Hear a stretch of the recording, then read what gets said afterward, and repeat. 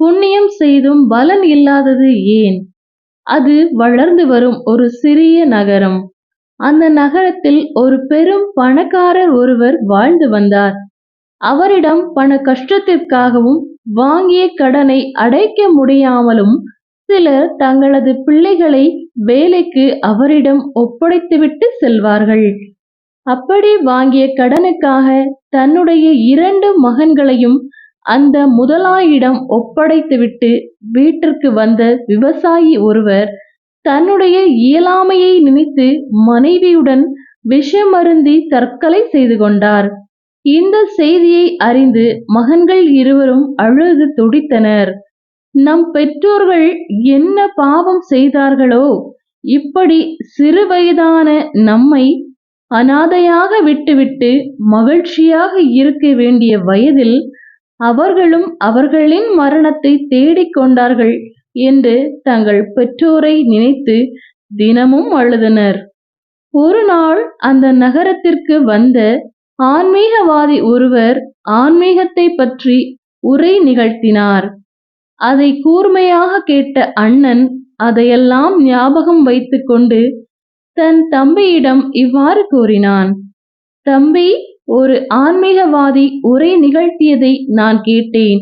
அவர் கூறியபடி நம் பெற்றோர்களின் ஆன்மா சாந்தி அடையவும் நம்முடைய பாவங்கள் நீங்கவும் நாம் இருவரும் கங்கை நதிக்கு சென்று நீராட வேண்டும்.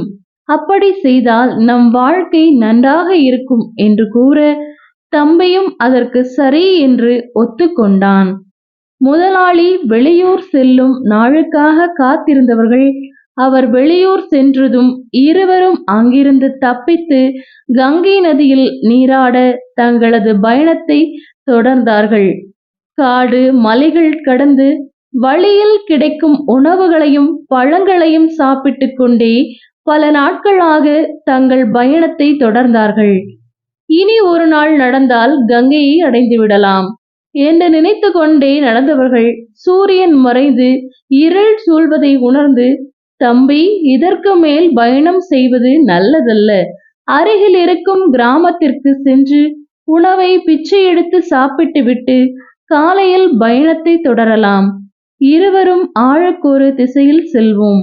உணவை பெற்றுக்கொண்டு ஊர் எல்லையில் இருக்கும் சத்திரத்திற்கு வந்துவிடு என்று தன் தம்பியிடம் கூறிவிட்டு இருவரும் வெவ்வேறு திசையில் சென்றனர். அண்ணன் ஒரு விவசாயியின் வீட்டிற்கு சென்றான். அந்த விவசாயி கடவுளுக்கு படையல் படைத்துவிட்டு கடவுளை நினைத்து மனமுருக வேண்டிக் கொண்டிருந்தார். தங்களுக்கு ஒரு குழந்தை பாக்கியத்தை கொடுக்கும்படி கணவனும் மனைவியும் கண்ணீர் சிந்தி இறைவனுடன் வேண்டிக் கொண்டிருந்தனர். அப்போது, ஐயா, வயிறு பசிக்கிறது, கொஞ்சம் உணவு இருந்தால் தர்மம் செய்யுங்கள் என்று வெளியிலிருந்து சத்தம் வர, உடனே வீட்டிற்கு வெளியே வந்தவர்கள் அந்த சிறுவனை பார்த்ததும் கண்கலங்கி விட்டனர். இந்த சிறிய வயதில் பிச்சை எடுக்க வேண்டிய அவலம் என்ன என்று கேட்டார் அந்த விவசாயி. அவரிடம் தன் கதையை கூறினான். பிறகு அவனிடம் உணவு பொட்டலங்களை கொடுக்க அதை வாங்கியவன், ஐயா, என்னுடைய தம்பி எனக்காக காத்திருப்பான். அவனுடன் சென்று இந்த உணவை உண்ணுகிறேன். என்னை வழி அனுப்பி வையுங்கள் என்று சாந்தமாக கேட்டான். மகிழ்ச்சியாக சென்று வா மகனே, உன்னுடைய குணத்திற்கு உன் பெற்றோர்களின் ஆன்மா சாந்தி அடைந்து உனக்கு நல்ல வாழ்க்கை அமையும் என்று ஆசீர்வாதம் செய்து அனுப்பி வைத்தனர். மற்றொரு திசையில் சென்ற தம்பியோ ஒரு செல்வந்தனின் வீட்டிற்கு சென்றான். அந்த செல்வந்தன் தான் செய்த பாவங்கள் குறைய வேண்டும் என்றும் தனக்கு ஒரு குழந்தை செல்வம் வேண்டும் என்றும் பூஜைகளையும் பரிகாரங்களையும் செய்து கொண்டிருந்தான். அப்போது வீட்டின் பின்புறம் அறுசுவை உணவு தயார் நிலையில் இருந்தது. இன்னும் வெகு நேரமாக உணவு கிடைக்கும் என்று பொறுமையாக காத்திருந்தான். ஆனால் சிறுவன் என்பதால் அவனால் பசியை கட்டுப்படுத்த முடியவில்லை.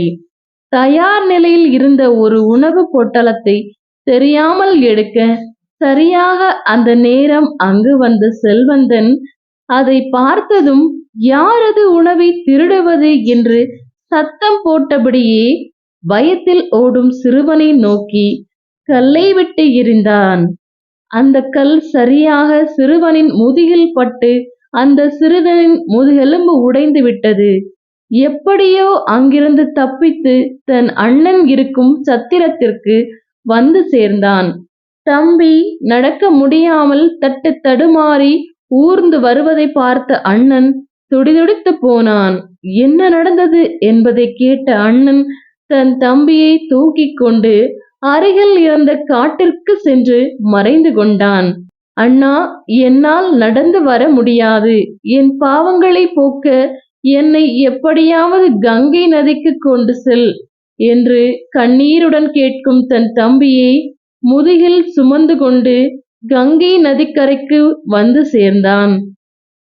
அண்ணா, என்னால் பசி தாங்க முடியாமல்தான் அந்த உணவை எடுத்து விட்டேன். அது நான் செய்த தவறுதான். அதை நான் மறுக்கவில்லை.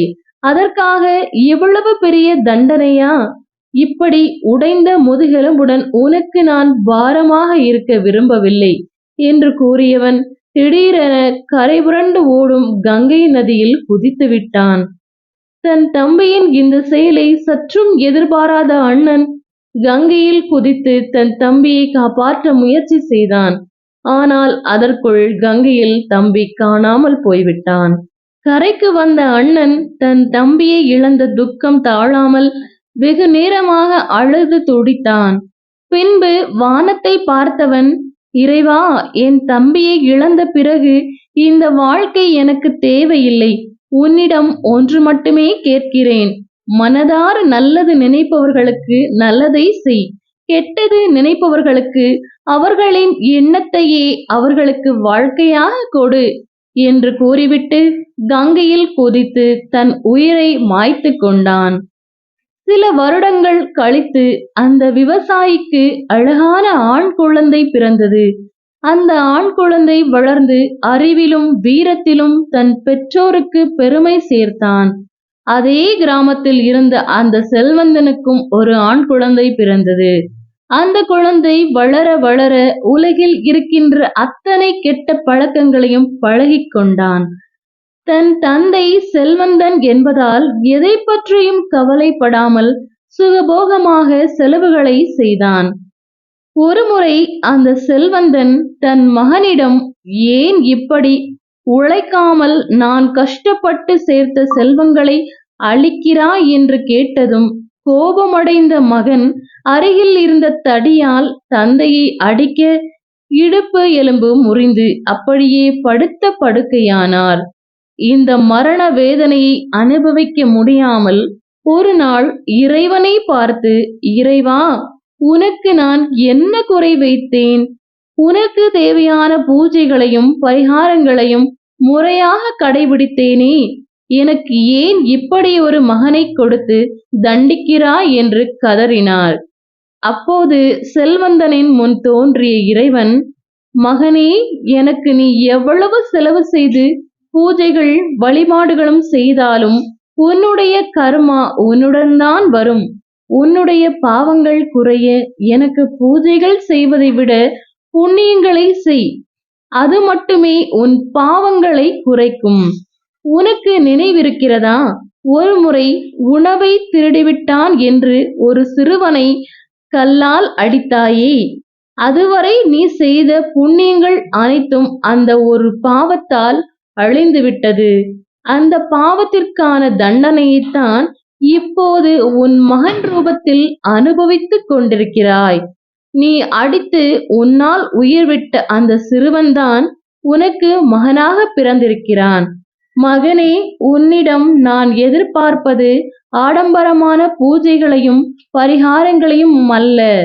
தூய்மையான மனதுடன் உன்னால் முடிந்த உதவிகளை செய்யும் நல்ல உள்ளத்தை மட்டுமே. அது மட்டுமே உன் பாவங்களை குறைத்து உன்னுடைய வாழ்க்கையை உயர்த்தும் என்று கூறிவிட்டு இறைவன் மாயமானார். உங்கள் மனம் அறிந்து யாருக்கும் கெடுதல் நினைக்காமலும் உங்களால் முடிந்த உதவிகளை செய்தாலுமே போதும்.